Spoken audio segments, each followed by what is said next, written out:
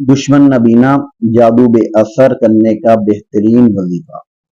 السلام علیکم ورحمۃ اللہ وبرکاتہ۔ پیارے ناظرین، آج میں آپ کے ساتھ ایک ایسا مجرب وظیفہ شیئر کرنے جا رہا ہوں جو آپ کے دشمن کے شر، جادو، حسد اور ہر بلا سے محفوظ رکھے گا۔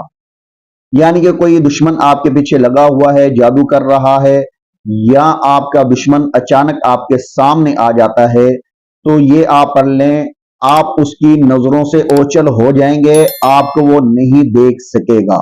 آپ کو ایک بزرگ کا واقعہ سناتا ہوں کہ ان کے علاقے میں کچھ لوگ ان پر جادو کر رہے تھے، اور وہ جہاں بھی جاتے لوگ ان کا راستہ روکنے کی کوشش کرتے، مگر اللہ کے کلام کی طاقت نے انہیں ایسی ڈھال عطا کی کہ کوئی جادو اور کوئی شر ان کے قریب نہ آ سکا۔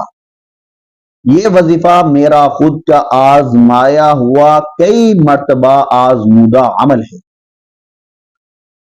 اس کے دو طریقے میں بتاؤں گا۔ پہلا طریقہ یہ ہے، سورۃ یاسین جو قرآن مجید فرقان حمید کا دل ہے، اس کی آیت نمبر 9 کا یہ وظیفہ ہے۔ بسم اللہ الرحمن الرحیم وجعلنا من بین ایدیہم سدا ومن خلفہم سدا فاغشیناہم فہم لا یبصرون۔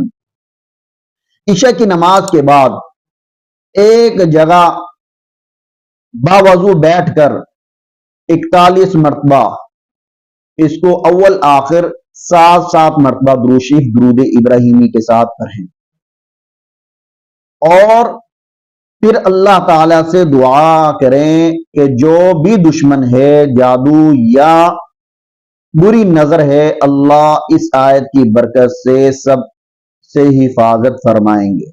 محترم ناظرین، یہ وظیفہ مسلسل 11 دن کریں، انشاءاللہ عجیب برکتیں اور اثرات دیکھیں گے۔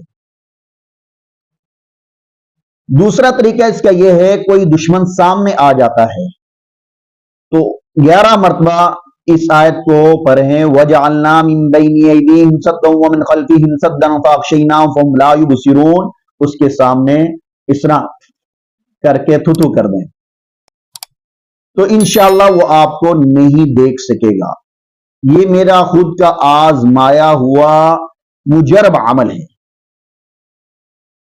یاد رہے، قرآن کریم اللہ کا کلام ہے، جو اس پر بھروسہ کرے گا اللہ اسے کبھی دشمنوں کے حوالے نہیں کرے گا۔